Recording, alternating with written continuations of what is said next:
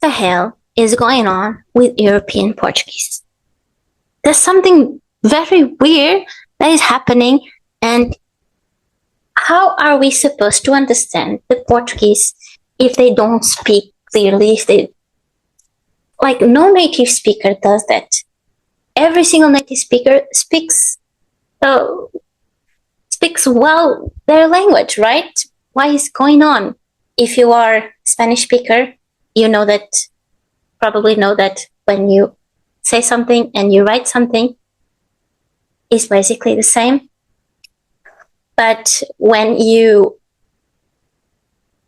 it comes to English, and you learn English, for example, like I did, you notice that sometimes a sequence of sounds is not represented the same way, which means the way we speak is not the way we write.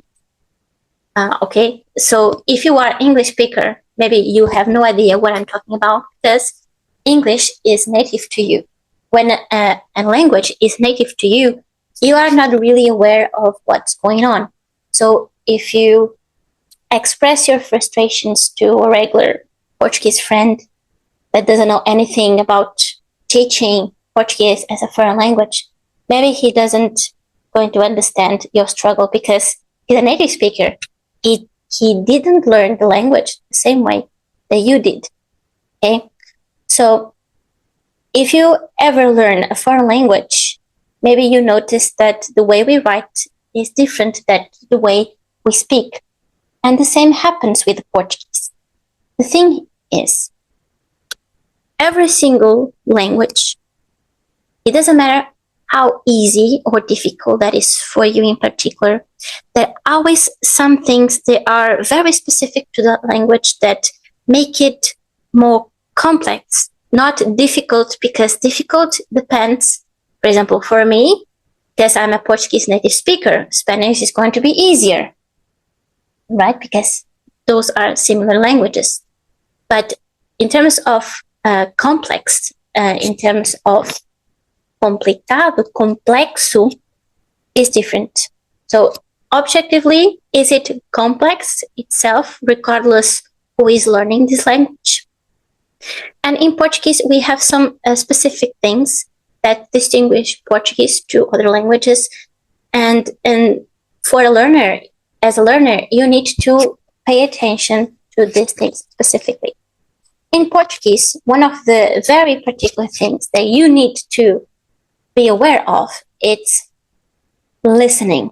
You need to practice listening. I've been helping a lot of people passing the CIPL exam, the A2 exam, the exam that people need to obtain the Portuguese nationality. And every single time, they always say that the most difficult, the most challenging part was the listening part. It's always listening. So that's why I'm here to help you out with this. Olá, I'm Sara. I'm Portuguese. I'm a Portuguese teacher, and I'm here to help you enter the Portuguese world. So the thing with listening is that you may learn the pronunciation, but in real life, it's going to change. Real life can be quite different from your textbook. So I'm going to give you one pattern that if you learn this pattern, you can spot this pattern, and this will help you understand Portuguese. So there's a very common word that is estou, which is I am. I am in Portuguese, estou. But with this word, some things very interesting are going to happen. You see it written down. You see S-T-O-U, estou. You see the word written down, and you expect to listen to something similar or exactly the same as you see written down. And if you are learning Portuguese and the only thing that you listen to is easy Portuguese or Portuguese made for foreigners to understand, you won't understand Portuguese in real life. You can use easy content material made for foreigners to learn the language, that is slow, well enunciated, perfect, good. Do that. But as soon as possible, you need to be exposed to real life Portuguese.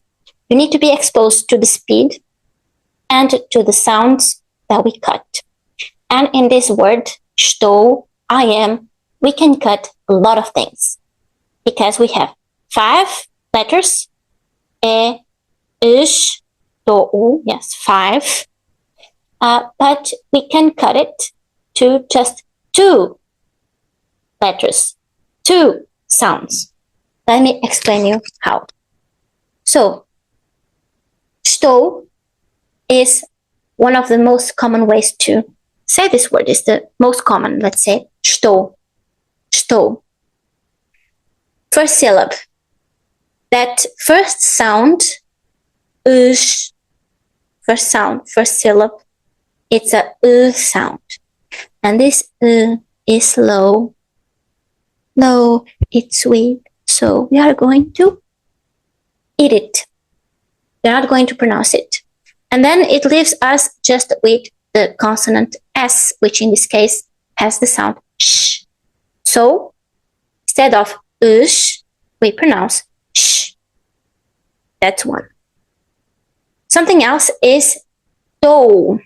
We can say estou or u, but when we have this combination of vowels, o, in standard European Portuguese, we can just cut the u and say o, estou, or even faster, estou, estou. So we have this way, estou, estou. This is the most used one. But there's another version of this word that is also very frequent, but is more informal and could be considered wrong, but it's very frequent and people use it in daily life. So for you, if you really want to understand the Portuguese, it doesn't really matter if the Portuguese are speaking Portuguese grammatically correct or not, because you want to understand them, right? You want to understand this kind of mistakes that natives do. We can just cut the first syllable completely, and that will leave us just with to. Yes, so 5 sounds, 5 letters, but then we have just 2. To. And it's very common, for example, if Portuguese picks up the phone, what are we going to do? To,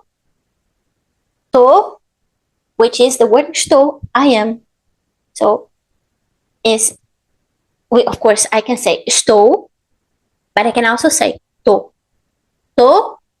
and that's what we say when we pick up the phone. To, estou. So you see, if you pay attention to these patterns, you can improve your listening comprehension, because it's not just with I am, eu estou, estou. It's also with any other conjugation and tense for this particular verb. So it doesn't matter if it's past, present, or future. We can reduce it. We can reduce the first syllable just to sh, or remove it completely. It could be eu estou, eu tô, tu estás, tu estás, ele está, ele tá. So the same logic that I explained for estou can be applied to the same verb, regardless the conjugation, the person, the tense. And this is very important for you to understand the Portuguese, because you are expecting to hear something, because you associate a sound to a meaning, and you are expecting to listen to that sound. If you don't listen to that sound, you think that you are listening to something else, right? So, tu means estou, which is estou. All right?